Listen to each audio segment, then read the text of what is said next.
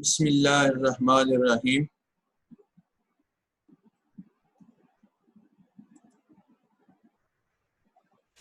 अस्सलामु अलैकुम वरहमतुल्लाहि वबरकातुहू। I am Muhammad Idris, physics teacher from Uswa College, Chakwal. Most welcome to second year physics class. Dear students, subscribe my YouTube channel for latest video your physics class. Now we come to our today's lesson. Our today's lesson is about chapter 12, short question in all Punjab boards from 2011 to 2019. तो dear students आज हम जो है सबका boards के जो exam में short question आते हैं आज हम उनको डिस्कस कर रहे हैं।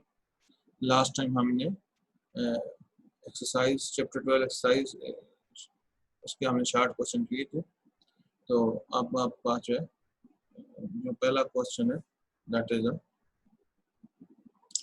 What is the affect of medium what is the effect of medium between the charges upon Coulomb force।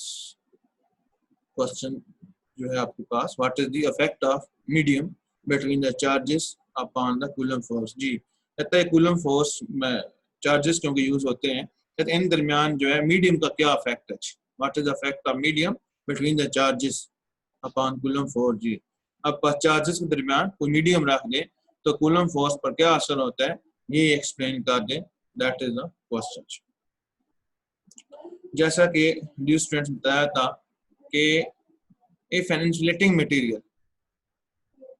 Material that is a dielectric, जैसा कि हमने इस चैप्टर में बड़ी डिटेल से पढ़ा था। डाइइलेक्ट्रिक क्या एक इंसुलेटिंग मटेरियल है is placed between the charges। अगर किसी dielectric insulating material that is a dielectric को हम क्या करते हैं अगर चार्जेस दरमियान रख देते हैं it will reduce the electrostatic force. ये क्या कर देता है इलेक्ट्रोस्टैटिक फोर्स को रिड्यूस कर देता है as compare to free space by factor epsilon r is called relative permittivity.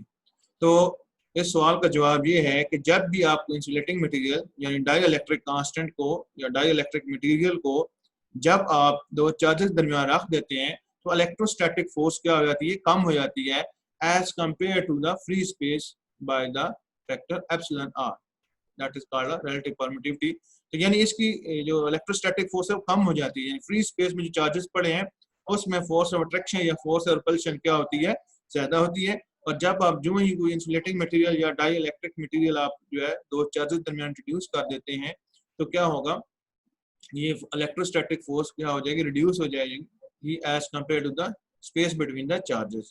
तो ये आपके पास एप्सिलॉन आर फैक्टर इतनी क्या होगी डिक्रीज होगी जी। तो इस एप्सिलॉन आर से क्या मुराद है यहाँ पर रिलेटिव परमिटिविटी है जी। तो आपके पास ये equation F is equal to 1/4 pi epsilon naught epsilon r, ये एप्सिलॉन आर लिखा गया चाहिए। इतना फैक्टर क्या होगा ये डिक्रीज हो जाएगी। तो देख रहे हैं ये ऐड हो गया डिनोमिनेटर में तो डेफिनेटली डिनोमिनेटर बढ़ता जाएगा तो आप पास ये न्यूमिनेटर कम होता जाएगा यानी फोर्स ऑफ अट्रैक्शन या रिपल्शन क्या हो जाएगी डिक्रीज हो जाएगी। Q1 Q2 और R square into R unit vector. तो इसका रिजल्ट ये निकला कि जब भी हम किसी इंसुलेटिंग मटेरियल या डाइइलेक्ट्रिक मटेरियल को दो चार्जेस दरमियान क्या करेंगे इंट्रोड्यूस करवाएंगे it will reduce the electrostatic force as compare to free space by the factor epsilon r called relative permittivity. यानी एप्सिलॉन आर फैक्टर क्या हो जाएगी इतनी डिक्रीज हो जाएगी। तो ये हमारे पास क्या है इसका क्वेश्चन ऑफ इसका आंसर है। तो next question states Coulomb's law. Coulomb's law क्या करें स्टेट करें and express it's mathematical form और इसकी मैथमेटिकल फॉर्म भी बता दें। Dear students, it states that force of attraction, it states that the force of attraction or repulsion, definitely charges में दो तरह की forces होती है या force of attraction होती है या force of क्या होती है repulsion होती है। between 2 point charges force of attraction or repulsion between 2 point charges is directly proportional to product of magnitude of charges and inversely proportional to square of distance between them। और this is our Coulomb's law। तो dear students, Coulomb law बताता है कि force of attraction हो या force of repulsion हो between 2 point charges, it is directly proportional to the product of magnitude of charges and inversely proportional to square of distance between them. यानी कि जो force of attraction या force of repulsion between charges क्या होती है, directly proportional to the product of magnitude of charges होती है और inversely proportional to square of distance between them होती है जी। तो मैथमेटिकली देखते हैं dear students, if Q1 and Q2 are 2 point charges and distance between them is R, so our pass इसका जो mathematical formula that is F is equal to 1/4 pi epsilon naught Q1 Q2 over R square into R unit vector। तो dear student ये आपके पास क्या इसकी mathematical statement है। Clear होगी बात जी। Our next question that is a prove that Coulomb's law obey third law of motion। ये बड़ा अहम क्वेश्चन है, ये कई दफा रिपीट हो चुका है सबका पेपर्स में। Prove that Coulomb's law obey third law of motion जी, कि कूलम्ब का जो कानून है वो थर्ड लॉ ऑफ मोशन क्या करता है, फॉलो करता है। तो dear students let us consider two charges as shown in figure. ये हमारे पास क्या है, दो चार्जेस हैं, यह पास चार्ज Q1 है और यह पास चार्ज क्या है, Q2 है। अब यहाँ देखें कि आप पास F21 फोर्स है, ठीक है, यहाँ पर F21 फोर्स है जो कि Q1 चार्ज, ये देखें इस डायरेक्शन में, यहाँ पर ये मैंने ये आप पास यूनिट वेक्टर से रिप्रेजेंट कर है। ये F21 फोर्स है जो Q1 चार्ज क्या कर है, Q2 चार्ज पे अप्लाई कर है। इसी तरह F12 फोर्स, ये वो फोर्स है, यहाँ पर F2 फोर्स है, यहाँ पर F12 फोर्स है जो कि Q2 चार्ज क्या कर रहा है, Q1 चार्ज पे अप्लाई कर रहा है इन अपोजिट डायरेक्शन में। तो डियर स्टूडेंट डायग्राम से खुद देख लें, Q1 चार्ज F21 फोर्स इस डायरेक्शन में अप्लाई कर रहा है, जबकि Q2 चार्ज Q1 चार्ज पे जो फोर्स अप्लाई कर रहा है F12 इस डायरेक्शन में कर रहा है। तो सो आप इनकी स्टेटमेंट देख लें अकॉर्डिंग टू कूलम्स लॉ। तो F21 1/4 pi epsilon not Q1 Q2 over R square into R21 unit vector. ये आप पास क्या आ गई, इक्वेशन 1 आ गई जी। इसी तरीके से Q2 जो फोर्स अप्लाई कर रहा है Q1 चार्ज पर, that is F12, so that is 1/4 pi epsilon naught Q1 Q2 और R square into R12 unit vector. ये आप पास इक्वेशन 2 हो गई जी। तो इस डायग्राम को यानी हमने देखा है कि Q1 चार्ज Q2 चार्ज पे फोर्स अप्लाई कर, दैट इज F21, और एज ए रिजल्ट क्या है आपके पास Q2 चार्ज Q1 चार्ज पे जो फोर्स अप्लाई कर है वो आपके पास क्या है, F12 है। ये दोनों फोर्सेस अगर हम डायग्राम से देख रहे हैं ये इक्वल मैग्नीट्यूड रखती हैं लेकिन अपोजिट डायरेक्शन है जी।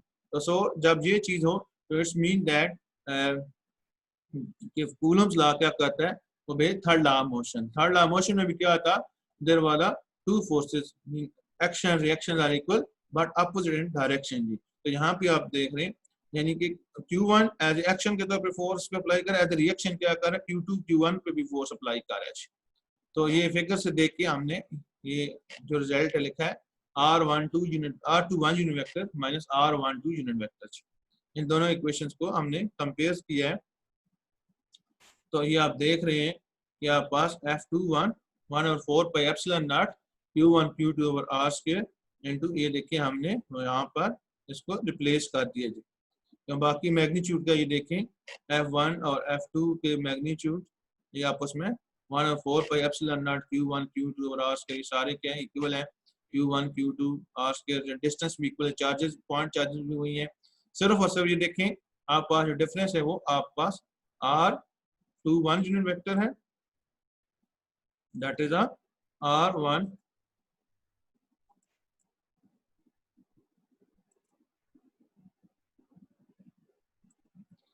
ये आप देख रहे हैं, ये आप पर R पहली इक्वेशन में देखें R21 यूनिट वेक्टर, दूसरी में देखें R12 यूनिट वेक्टर जी। सिर्फ अपोजिट डायरेक्शन है लेकिन इनके मैग्नीट्यूड क्या है, सेम है जी। तो सो ये आपके पास R21 unit vector is equal to minus R12 unit vector. तो सो हमारे पास क्या है, इनको कंपेरिजन इसमें इक्वेशन 1 में ये वैल्यूज हमने इंसर्ट की है। तो ये आप देख रहे हैं इसमें सिर्फ नेगेटिव साइन हमने एक साइड पे कॉमन ली, बाकी वही है। तो it's mean that F21 is equal to minus F12, ये हमने इसमें वैल्यूज इंसर्ट की यहाँ पर, और यहाँ से ये सिर्फ माइनस हमने क्या ले ली, कॉमन ले ली, क्योंकि ये जो माइनस है ये अपोजिट डायरेक्शन को रिप्रेजेंट करती है, ये मैग्नीट्यूड को कभी रिप्रेजेंट नहीं करती। आपने सेकंड ईयर फर्स्ट ईयर पढ़ा था कि मैग्नीट्यूड क्या नेवर भी नेगेटिव, तो मैग्नीट्यूड हमेशा ही पॉजिटिव होता है। तो सो आप देख रहे हैं, तो इन दोनों को कंपेयर किया है, तो F21 force is equal to minus F12 force. तो इसे पता चल रहा है कि ये F21 फोर्स और F12 फोर्स जो है ये आपस में इक्वल है मैग्नीट्यूड में, बट डायरेक्शन के अपोजिट है। तो सो ये क्या करे, थर्ड लॉ ऑफ मोशन को फॉलो करता है, कूलम्स लॉ।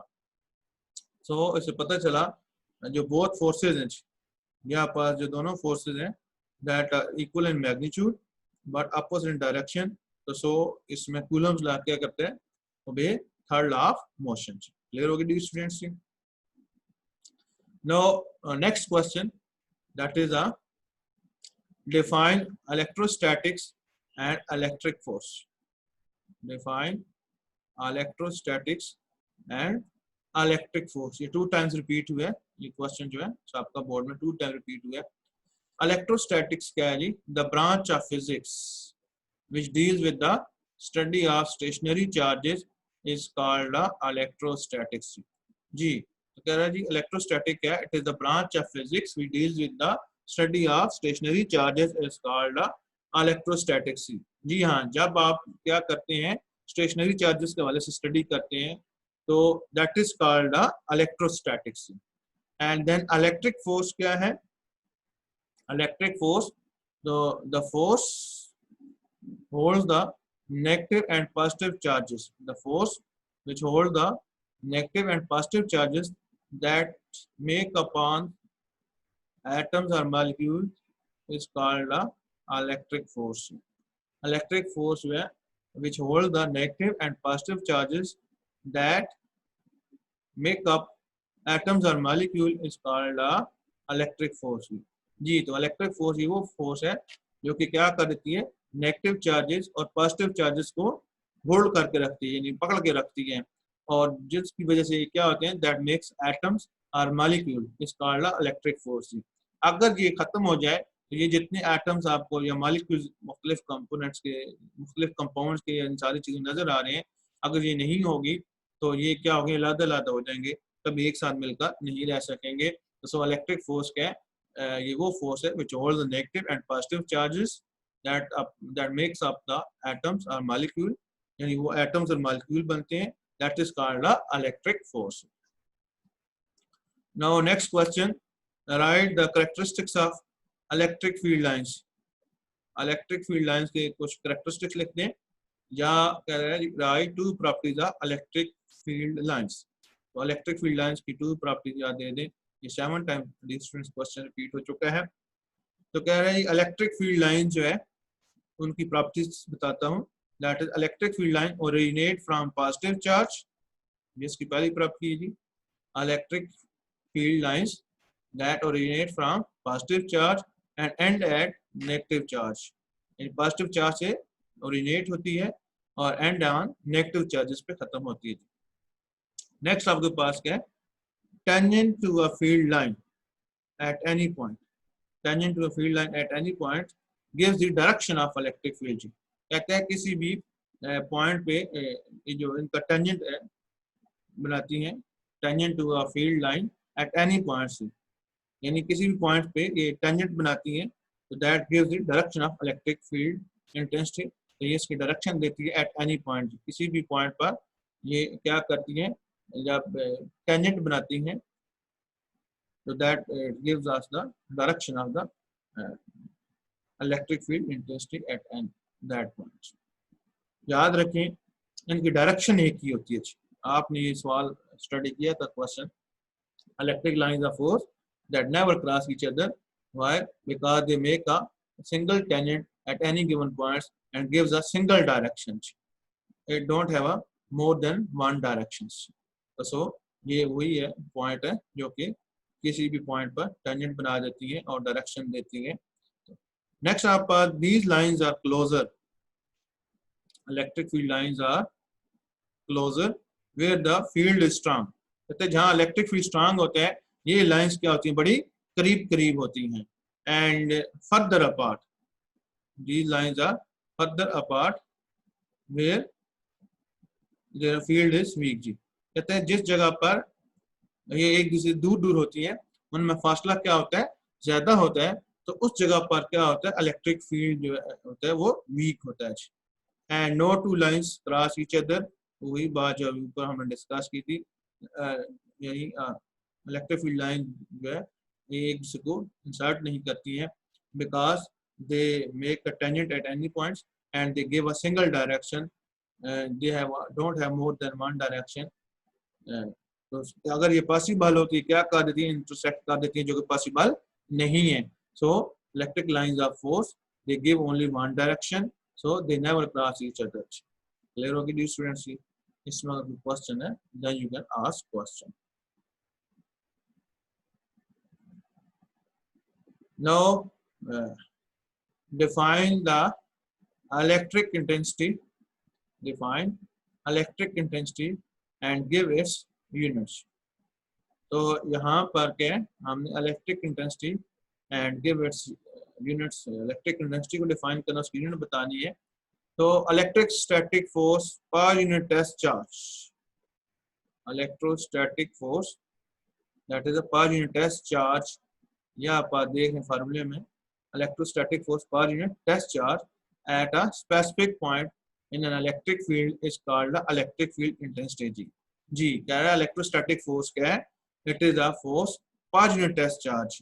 ये क्यू नॉट आपके पास क्या है, पर यूनिट टेस्ट चार्ज है, यानी unit charge per unit test charge, the electrostatic force per unit test charge at a specific point in electric field, यानी इलेक्ट्रिक फील्ड में किसी भी स्पेसिफिक पॉइंट पर जो आप यूनिट चार्ज पे फोर्स आप टेस्ट कर रहे हैं, that is called electric field intensity and E is equal to F over Q, force per unit test charge. ये आपके पास क्या है, force per unit test charge, तो ये आपके पास क्या है, that is called electric field intensity. E से हमारा इलेक्ट्रिक फील्ड इंटेंसिटी है, F से हमारा क्या फोर्स है, और Q नॉट जो है ये आपका यूनिट पॉजिटिव टेस्ट चार्ज है. तो इसकी जो यूनिट है इसी फार्मूले में, यहाँ फोर्स की यूनिट न्यूटन होती है, चार्ज की यूनिट कूलम होती है, ये कूलम ऊपर आ जाएगा, कूलम इनवर्स बन जाएगा, सो आप पास की यूनिट क्या होगी, न्यूटन कूलम इनवर्स हो गई है. Now our next question is that is a distinguish between electric field and field intensity. तो distinguish between electric field and field intensity में distinguish कर दें, फर्क बता दें. इलेक्ट्रिक फील्ड क्या है, distance the space or region, the space or region around the charge in which it exerts electric force on other charge is called a electric field. जी कहते हैं electric field it is a space or region around the charge in which it exerts its electric force on other charges is called a electric field. यानी आपके पास किसी भी charge के गिर्द वो electric field, वो रीजन, किसी भी चार्ज के गिर्द वो रीजन या स्पेस जहां पर ये क्या करता है, किसी दूसरे इलेक्ट्रिक चार्ज पर फोर्स अप्लाई करता है, that is called its electric field. यानी किसी भी चार्ज के गिर्द वो स्पेस या रीजन जहां पर वो क्या करता है, किसी दूसरे चार्ज पर इलेक्ट्रिक फील्ड के अंदर फोर्स अप्लाई करता है, तो that is called its electric field. And next है हमारे पास क्या, इलेक्ट्रिक फील्ड इंटेंसिटी. तो eight any point in the electric field, at any point in the electric field, the force experienced by a positive charge is termed as a electric intensity or strength at that point. यहाँ पास electric field intensity क्या है, at any point in the electric field, at any point in the electric field, the force experienced by a positive force experienced by a point charge Q is termed as a electric intensity or strength at that point. यानी कि किसी भी electric field के अंदर कोई भी जो point charge है वो दूसरे चार्ज पे जो फोर्स अप्लाई करता है, that is called its electric intensity और स्ट्रेंथ एट दैट पॉइंट. यानी इलेक्ट्रिक फील्ड में किसी भी पॉइंट पर, इलेक्ट्रिक फील्ड में किसी भी पॉइंट पर कोई पॉइंट चार्ज Q क्या करता है, उस पर फोर्स अप्लाई कर, दूसरे चार्ज पर फोर्स अप्लाई करता है, that is called its electric intensity or strength at that point. Next question है students हमारे पास, define electric field intensity define electric field intensity and what is the unit and direction. तो इसकी unit और direction क्या है, ये question आप पास किया 2 टाइम रिपीट हो चुका है। तो electric force applied per unit charge is called the electric field intensity, and per unit force applied per unit charge, that is called electric field intensity. और इसकी ऐसे यूनिट क्या होती है, न्यूटन और कूलम होती है, या न्यूटन इंटू कूलम इनवर्स है। The direction is along the electric field, यानी from positive to the negative plate, ये पॉजिटिव चार्ज से नेगेटिव चार्ज की तरफ होती है इसकी direction. So force per unit charge in at any point in an electric field, that is called the electric field intensity. Its unit is Newton Coulomb inverse, and its direction is along the electric field, mean that is from positive to negative plate. Now our next question, that is what is the photoconductors? Photoconductors क्या होता है, इसके बारे में बताना है। A material which behaves as an insulator when it is in dark. कहता है ऐसा मटेरियल जो कि behave as a insulator. A material which behave as an like a insulator and in a dark, and a material which behaves as an insulator when it is in dark. कहता है ऐसा material जो dark में हो, अंधेरे में हो, वो क्या करता है, एज ए इंसुलेटर बिहेव करता है, and it becomes conductor, and it becomes a conductor when it is exposed to light. जब इसके ऊपर लाइट फेंकी जाती है या इस पर लाइट पड़ती है, it becomes a conductor, that is called a photo conductor. जी, यहाँ से साफ पता चला है फोटो कंडक्टर का मतलब है कि ये ऐसा मटेरियल है जो कि नॉर्मल हालत में जब ये अंधेरे में होता है तो ये एज इंसुलेटर बिहेव करता है, लेकिन क्या होता है जो इस पे लाइट एक्सपोज होती है, इसके ऊपर लाइट पड़ती है, it becomes a conductor, so it is known as a photo conductor. Photo का मतलब यहाँ लाइट का पड़ना है, तो यानी फोटो कंडक्टर मतलब ये ऐसा मटेरियल है जो कि लाइट पड़ने पे क्या बन जाता है, कंडक्टर बन जाता है। आम हालात में ये क्या होता है, एज ए इंसुलेटर काम कर होता है, जब इस पर रोशनी नहीं पड़ रही होती, ये डार्क में होता है, नॉर्मल कंडीशन में होता है, लेकिन जो ही इस पर लाइट पड़ती है तो क्या होता है, ये एज ए कंडक्टर काम करना शुरू हो जाता है, so that it is called a photo conductor. And next question is what is a xerography? Xerography से क्या मुराद है? Name the heart of photocopier. तो हार्ट ऑफ फोटोकॉपियर क्या है, उसका नाम बता दें। तो xerography, xerography it is a photocopying process. Xerography it is a photocopying process. ये जो वर्ड है ये ग्रीक लैंग्वेज से लिया गया है, ठीक है जी। ये आप ये जो वर्ड है जीरोग्राफी, ये ग्रीक वर्ड है। इसमें जीरो, एक ये आप पास जीरोस है, एक साइलेंट है इसमें, एंड दूसरा आप पास क्या है, ग्राफल्स, which mean dry writing. Xerography mean that is a word from Greek language and it consists of zeros, x यहाँ पे silent है, zeros and graphs. इसका मतलब क्या है, ड्राई राइटिंग जी, खुश्क लिखाई जी। कहते हैं ये आप पास क्या जीरोग्राफी है। जीरोग्राफी से क्या मुराद है, कहते हैं कि ये एक जीरोग्राफी का एक फोटोकॉपिंग प्रोसेस है। आपने इस चैप्टर में फोटोकॉपिंग मशीन के हवाले से स्टडी की थी बड़ी डिटेल से, तो ये जीरोग्राफी जो है ये इसमें फोटोकॉपिंग प्रोसेस में यूज हो रहा है। तो ये आपका जो जीरोग्राफी है, it is a word from Greek language, it is a combination of two word, that is xeros and graphos. इसका मतलब क्या है, dry writing. The heart of machine is drum. The heart of this machine it is a drum. Drum के वाले से हमने बड़ी detail में डिस्कस किया था। कह रहे जी it is a aluminium coated cylinders. Aluminium cylinder, aluminium cylinder coated with the layer of selenium. Students ये बड़ा अहम था, यहाँ आपके पास बताया था कि यह पास हार्ट ऑफ मशीन के ड्रम है, और ड्रम एक्चुअली है क्या, एल्यूमिनियम सिलेंडर है coated with the layer of selenium. तो जो कि वही आप पास बताया था, जब आप पास ये नॉर्मल हालात में होते हैं, अंधेरे में होता था, तो ये एज ए इंसुलेटर काम करता है, और जब जो इस पर लाइट पड़ती है तो it becomes as a photo conductor. बाकी डिटेल आप इस टॉपिक में देख सकते हैं। Next question is that is explain briefly the role of deflection plates in inkjet printers.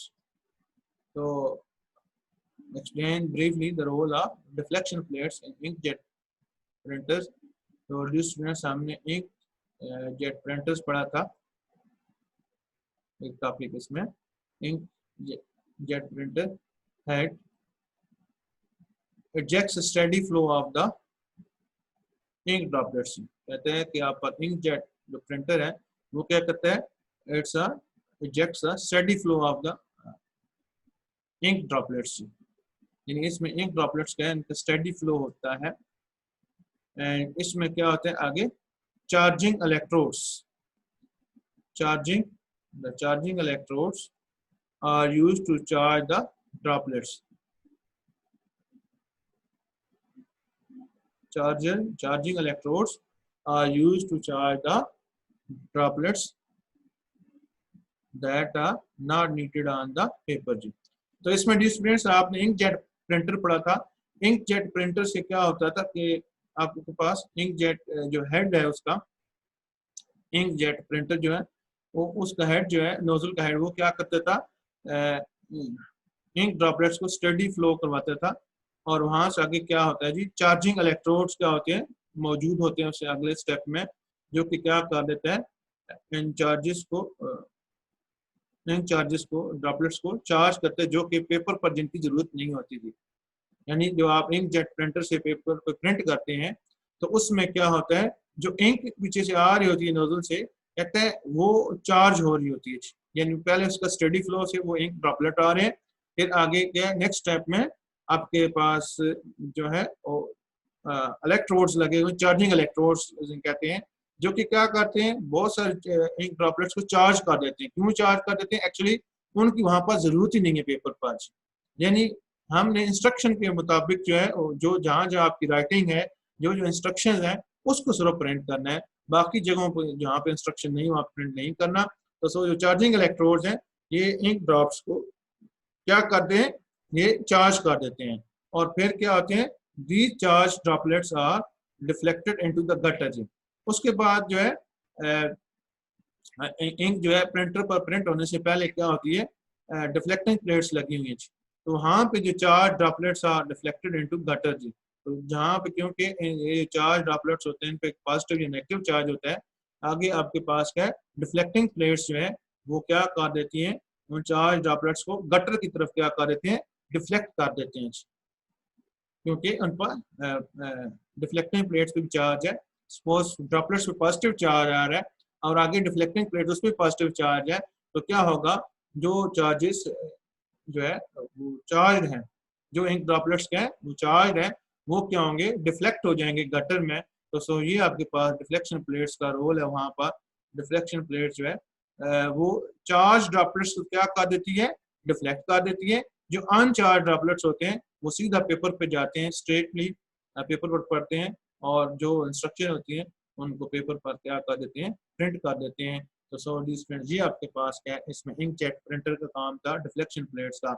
यानी इसमें जो चार्जेस हैं वो स्ट्रेट फॉरवर्ड, यानी आपके पास जो इंक ड्रॉपलेट्स हैं, इंक ड्रॉपलेट्स वो स्ट्रेट फॉरवर्ड आ रहे हैं, स्टडी फ्लो आ रहा है, और उसके बाद आगे चार्जिंग इलेक्ट्रोड्स लगे हैं जो कि उन इंक ड्रॉपलेट्स को चार्ज कर देते हैं जिनकी पेपर पर जरूरत नहीं है।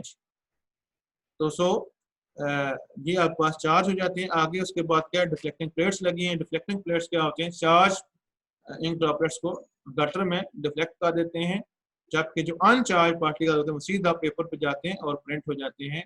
और ये क्या होता है, according instruction from the your computer, तो जो इंस्ट्रक्शन देते हैं उस हिसाब से आपके पास चार्जिंग इलेक्ट्रोड्स हैं कि कितने ड्रॉपलेट्स को चार्ज करने हैं, किन को नहीं करना। ये इंस्ट्रक्शन के तहत क्या होता है, सम चार्जेस, एक चार्जेस जो है वो ड्रॉपलेट जो है वो चार्ज हो जाते हैं और कुछ चार्ज नहीं होते। जो चार्ज हो जाते हैं, डिफ्लेक्शन प्लेट जो आगे लगी है वो उसको गटर की तरफ डिफ्लेक्ट कर देती है, और अनचार्ज जो इंक ड्रॉपलेट्स हैं वो सीधा पेपर पे गिरते हैं और उसको इंस्ट्रक्शन के तहत प्रिंट कर देते हैं। सो ये आपके पास का इंकजेट प्रिंटर का वर्किंग क्राइटेरिया है। Now D students, does the total flux depend on the shape or geometry of the closed surface? तो ये आपके पास क्वेश्चन है कि does the total flux depend on the shape or geometry of the closed surface? तो क्या total flux जो है क्लोज सरफेस के शेप या ज्योमेट्री पे डिपेंड करता है, ये क्वेश्चन है। तो इसका आंसर क्या है? नो है। ये आंसर आपके पास क्या है? नो है। टोटल फ्लक्स जो है does not depend upon the shape or geometry of a closed surface. It depends upon the medium and charge enclosed sheet. तो कह रहा है कि ये शेप या ज्योमेट्री पे डिपेंड नहीं करता, बल्कि ये एक मीडियम पे डिपेंड कर रहा है और दूसरा चार्ज इनक्लोज जो है उस सरफेस के अंदर उस पे क्या करता है? डिपेंड करता है। जी क्योंकि जो टोटल इलेक्ट्रिक फ्लक्स है, it does not depend upon the shape और geometry of close surface, it depend upon the medium of the closed surface and charge enclosing that surface. So this is the answer of this question. Now next question, what is the orientation of the surface? What is the orientation of the surface in an electric field get a maximum flux through it? जी कहता है क्या किस orientation पर surface का electric flux जो है वो maximum होता है। जी कहता है हमें ये ओरिएंटेशन बतानी है कि कब क्या होता है इलेक्ट्रिक फ्लक्स सरफेस का मैक्सिमम होता है। तो डी स्टूडेंट्स, इसका आंसर जो है when surface area is held perpendicular to the electric field intensity. Surface area is held perpendicular to the electric field intensity, then flux will be maximum. ये topics में D students मैंने बड़ा detail में explain किए, वहाँ आप topics में देख सकते हैं। तो अगर आप पास electric lines of force which are held perpendicular to the surface area in which it is passing, then electric flux is maximum. जी तो यह आप पास क्या इलेक्ट्रिक फील्ड लाइन ई से रिप्रेजेंट किया गया, वेक्टर एरिया आपके पास ए से रिप्रेजेंट है, तो यानी कि एंगल थीटा क्या होगा? 0 डिग्री होगा। यानी सरफेस एरिया तो क्या है? इलेक्ट्रिक फील्ड लाइंस के परपेंडिकुलर है, लेकिन उसकी प्लेन का जो एरिया है वो और इलेक्ट्रिक लाइंस ऑफ फोर्स ये दोनों पैरेलल है। एंगल थीटा क्या होगा? फिर 0 डिग्री होगा। तो सो आप पास phi E electric flux, phi is the Greek letter used for the representation of electric flux and E dot A and E A cos theta. E से मुराद इलेक्ट्रिक डेंसिटी है, ए से मुराद वेक्टर एरिया है। तो सो cos आप पास 0 degree क्या होता है? ये आप पास एंगल 0 डिग्री 1 cos 0 1। तो ये तो देन इस टाइम क्या होगा? ये इलेक्ट्रिक फ्लक्स में मैक्सिमम होगा when surface area is, listen dear students, electric flux is maximum when surface area is held perpendicular to the electric field intensity. यानी सरफेस एरिया खुद तो जो है उसके परपेंडिकुलर है, लेकिन उसकी प्लेन की जो डायरेक्शन है, सरफेस एरिया की जो प्लेन की डायरेक्शन है, that is parallel to the electric field lines. So angle theta फिर क्या हो गया? 0 हो गया। और phi E is equal E A E dot A और ये cos थीटा, और cos 0 की वैल्यू 1 होती है। सो आपने सपोर्ट कर दिया, तो ये आपके पास क्या होगा? इस केस में आपके पास मैक्सिमम होगा। नाउ नेक्स्ट जो है, mention two situation of vector area and mention two situation of vector area in electric flux. इसकी दो सिचुएशन क्या कर दें?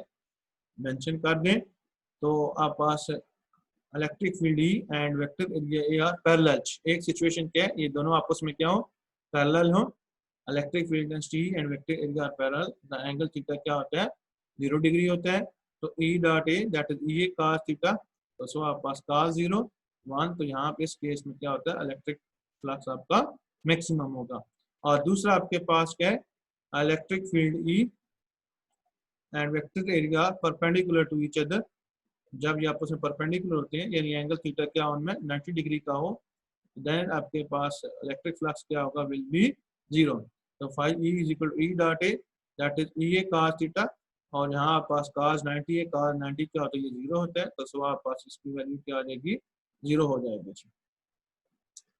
नेक्स्ट आपके पास question 22 that is define electric flux electric flux बता दें क्या होता है, mention the factor upon which it depends, तो वो फैक्टर्स बता दें जिन पर ये क्या करता है, डिपेंड करता है। तो number of field lines, number of field line passing through a certain element of area is called a electric flux. G.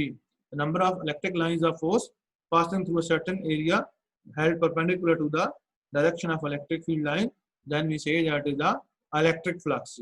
Or electric flux depend upon the nature of medium.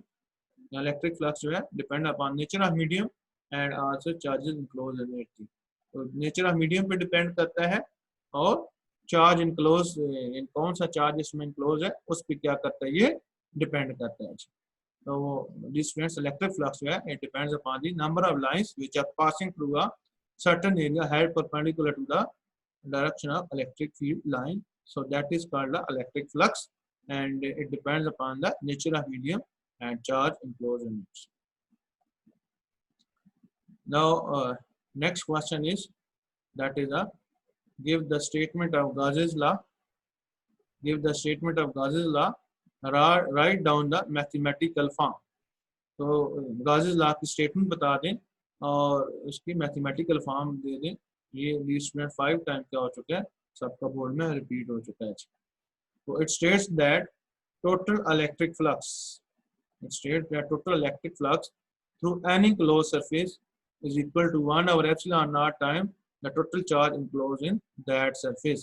जी, तो कहता है total electric flux, यहाँ पे जो electric flux किसी close surface की बात हुई उसके अंदर है जी। It states that total electric flux through any close surface, total electric flux through any close surface is equal to 1 over epsilon naught time the total charge enclosed in that surface. तो so it is called Gauss's law।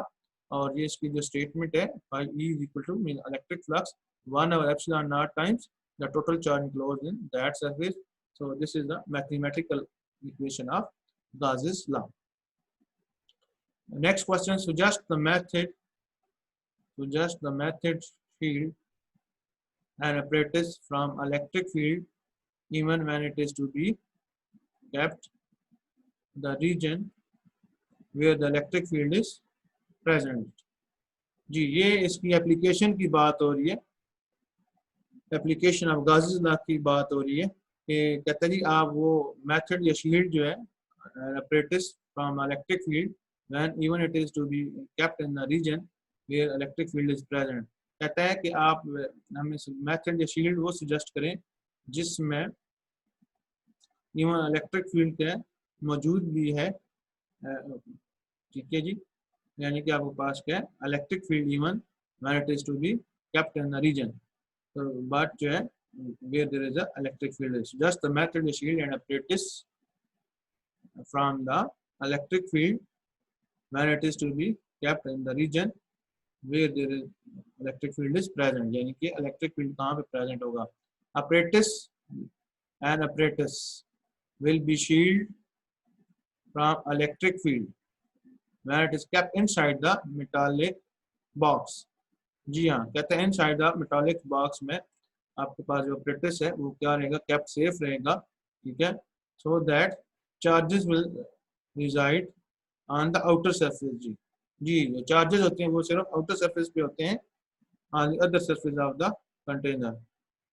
That is according to the Gauss's law। तो dear students हमने Gauss's law की application पढ़ी थी और हमने charge rubber balloon की बात की थी, तो उसके अंदर हमने गॉसियन सरफेस कंसीडर की थी। तो चार्ज रबर बैलून जो था स्फेरिकल चार्ज रबर बैलून, उसके आउटर सरफेस पे चार्जेस थे, इनसाइड क्या है जो गॉसियन सरफेस थी वहां पे आपके पास क्या इलेक्ट्रिक इंटेंसिटी जीरो थी, क्योंकि इनसाइड आपके पास चार्ज क्या था, जीरो था जी। तो सो ये वही शील्ड की बात कर रहा है कि आपके पास शील्ड जो है बताना है जो कि इलेक्ट्रिक फील्ड के अंदर है, लेकिन उसके अंदर जो आपने चीज़ें रखी हुई हैं वो क्या सेम है। इसकी मिसाल आप CPU की ले लो, आप CPU के अंदर जो है इतने उसके कंप्यूटर्स के इंस्ट्रूमेंट्स मौजूद हैं लेकिन उनको कोई नुकसान नहीं होता, कोई कुछ नहीं होता, तो वो क्या है गॉसेस लॉ की एप्लीकेशन है। इसमें असल में वजह क्या है, inside of this shield charge Q is zero. ये आप देख लें, ये आप पास ये गॉसेस लॉ की मैथमेटिकल स्टेटमेंट आकर कहता है ये चार्ज जो इलेक्ट्रिक फ्लक्स है वो आप पास ये चार्ज क्यू पे डिपेंड करती है। अगर इनसाइड द चार्ज क्या है जैसे रबर बैलून के अंदर इनसाइड चार्ज रबर बैलून, तो वहां पे आपके पास क्या आता है, इनसाइड जो गाशियन सर वहां पे क्यू क्या था, जीरो था। आउटसाइडर क्या है, वो चार्ज है, उसका इलेक्ट्रिक फील्ड मौजूद है। ठीक है, जो शील्ड है आउटसाइड, उसका इलेक्ट्रिक फील्ड वहां पे मौजूद है, उस पे चार्जेस मौजूद है। लेकिन इनसाइड द शील्ड क्या है, चार्ज क्यू क्या है, जीरो है। सो inside the electric field intensity क्या है, जीरो है। तो सो ये आपका गाजेस लॉ की एप्लीकेशन है, जो कि इस तरीके से उस कंटेनर या शील्ड के अंदर कोई भी जो इंस्ट्रूमेंट या कोई भी चीज़ पड़ी है, that is safe from the effects of the electric field lines या इलेक्ट्रिक फ्लक्स। तो सो ये आपके पास है, क्योंकि यहाँ आप गाजेस लॉ देख रहे हैं, तो that is total electric flux is equal to 1 और epsilon naught time the charge total charge close by that surface. तो डेफिनेटली इस शील्ड के अंदर जो टोटल चार्ज है वो क्या, जीरो है, क्योंकि शील्ड की आउटर साइड पे चार्ज है। जिस तरह चार्ज स्फेरिकल रबर बैलून था, तो वहां पर क्या है, उसके अंदर चार्ज क्यू था, वो क्या था, जीरो था। लेकिन आउटसाइड पे चार्ज जो है रबर बैलून वो यूनिफॉर्मली चार्ज का था, डिस्ट्रीब्यूटेड था। वही बात अगर इस मेटालिक बॉक्स पे भी है कि मेटालिक बॉक्स आउटसाइड से चार्ज है जो शील्ड है, लेकिन इन साइड क्या है, इसके अंदर चार्ज क्यू की जीरो है, लिहाजा इलेक्ट्रिक इंटेंसिटी जीरो है, तो इलेक्ट्रिक फ्लक्स क्या जीरो है। तो सो ये इस तरीके से ये क्या करता है, प्रोटेक्ट करता है। So it is the application of Gauss's law. Dear students, if you have any confusion, then question please. Thank you, dear students, for listening my lesson.